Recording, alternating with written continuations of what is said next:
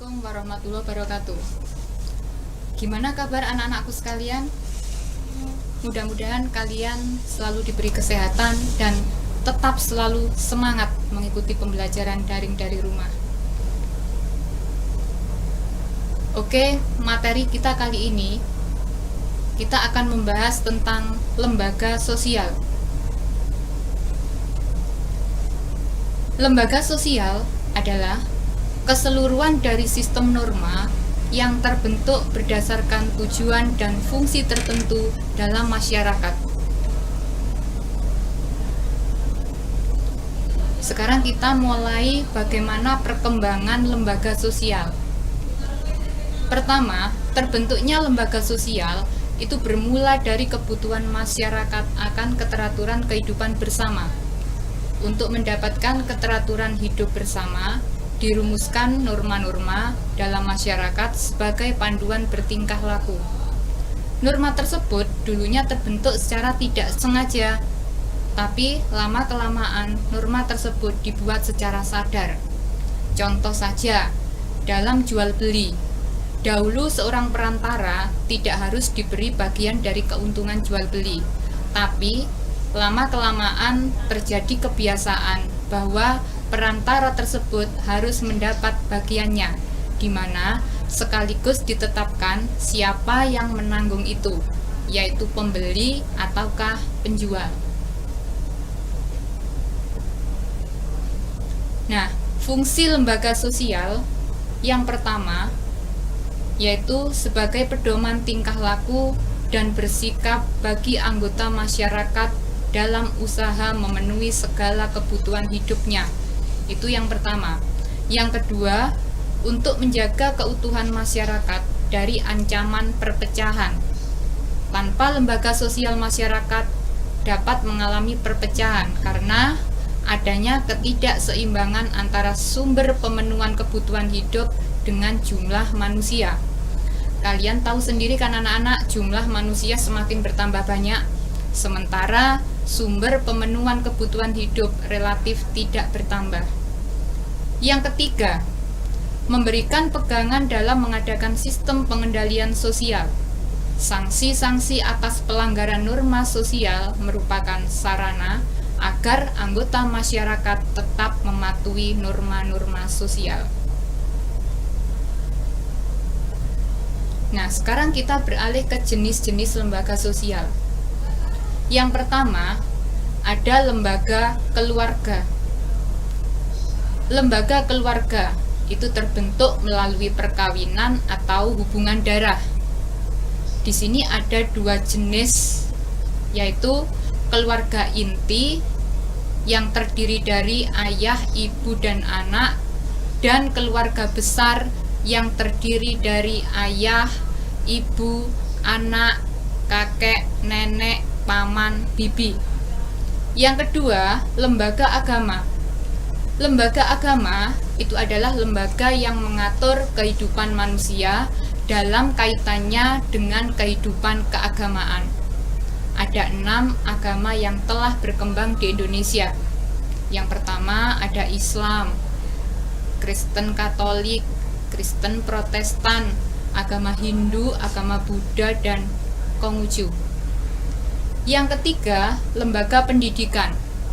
Lembaga pendidikan diatur dalam Undang-Undang Nomor 20 Tahun 2003 tentang Sistem Pendidikan Nasional. Di situ ada 3 jalur pendidikan, ada pendidikan formal, ada pendidikan non-formal, dan informal. Yang keempat adalah lembaga ekonomi. Lembaga ekonomi adalah lembaga yang mengatur bidang-bidang ekonomi dalam rangka mencapai kehidupan yang sejahtera dan terpenuhinya kebutuhan masyarakat. Yang terakhir, yang kelima, adalah lembaga politik. Adalah lembaga yang mengatur pelaksanaan dan wewenang yang menyangkut kepentingan masyarakat agar tercapai suatu keteraturan dan tata tertib kehidupan masyarakat. Nah, Di sini Ibu akan menjelaskan satu persatu tentang fungsi-fungsi dari lembaga-lembaga sosial yang ada. Yang pertama adalah fungsi lembaga keluarga. Nah, fungsi lembaga keluarga yang pertama meliputi fungsi reproduksi, di mana fungsi reproduksi itu adalah dengan pernikahan akan melanjutkan suatu keturunan. Yang kedua, fungsi proteksi atau fungsi memberikan perlindungan, di mana anggota keluarga harus saling melindungi anggota-anggotanya, baik itu melindungi secara fisik maupun secara kejiwaan. Yang ketiga, fungsi ekonomi. Nah, fungsi ekonomi ini adalah di dalam keluarga itu terdiri dari ayah dan ibu. Ayah dan ibu harus bertanggung jawab penuh terhadap keluarganya, terhadap anak-anaknya, bagaimana mereka memfungsikan ekonomi secara efisien dan efektif. Yang keempat, fungsi sosialisasi. Nah, fungsi sosialisasi ini keluarga harus memberikan pelajaran bagi anak-anaknya, bagaimana anak harus bersosialisasi, baik itu di lingkungan keluarga maupun masyarakat. Yang keempat, fungsi afeksi. Fungsi afeksi itu adalah keluarga harus memberikan perhatian dan kasih sayang. Yang kelima, ada fungsi pengawasan sosial, yaitu keluarga itu harus melakukan kontrol atau pengawasan karena mereka harus bertanggung jawab atas nama baik keluarga. Dan yang terakhir, fungsi pemberian status.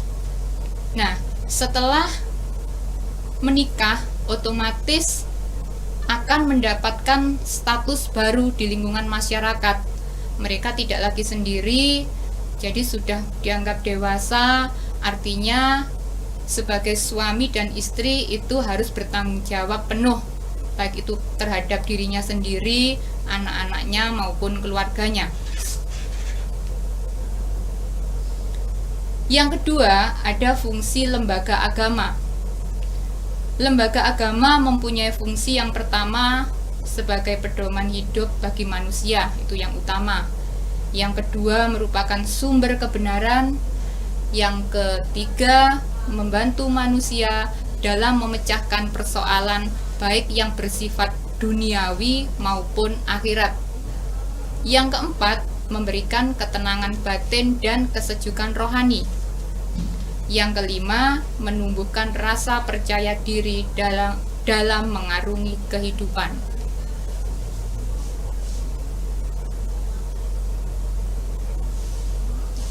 Fungsi lembaga yang ketiga adalah fungsi lembaga pendidikan.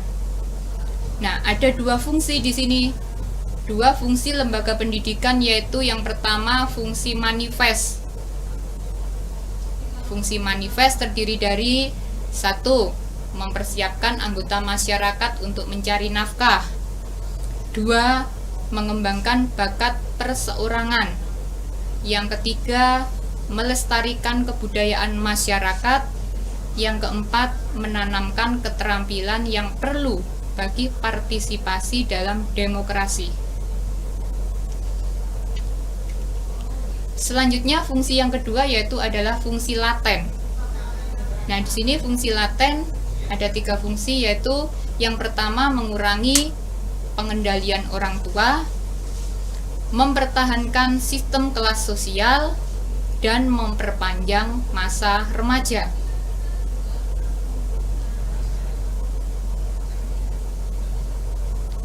Fungsi lembaga ekonomi. Ada beberapa fungsi lembaga ekonomi, yaitu antara lain yang pertama memberikan pedoman untuk mendapatkan bahan pangan. Yang kedua, memberi pedoman tentang harga jual beli barang. Yang ketiga, memberi pedoman untuk menggunakan tenaga kerja. Yang keempat, memberi pedoman tentang cara pengupahan. Yang keempat, memberikan pedoman tentang cara pemutusan hubungan kerja. Dan yang terakhir adalah memberi identitas bagi masyarakat. Nah, lembaga ekonomi ini berdasarkan pasal 33 Undang-Undang Dasar 1945 terdapat 3 lembaga perekonomian yang ada di Indonesia, yaitu yang pertama ada koperasi, ada BUMN atau Badan Usaha Milik Negara, yang ketiga ada BUMS yaitu Badan Usaha Milik Swasta.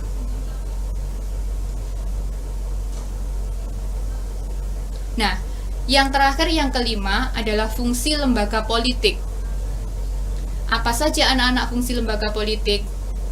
Yang pertama, fungsi lembaga politik adalah merumuskan norma-norma kenegaraan yang berupa undang-undang yang disahkan oleh pemerintah dan disusun oleh lembaga legislatif di pemerintahan.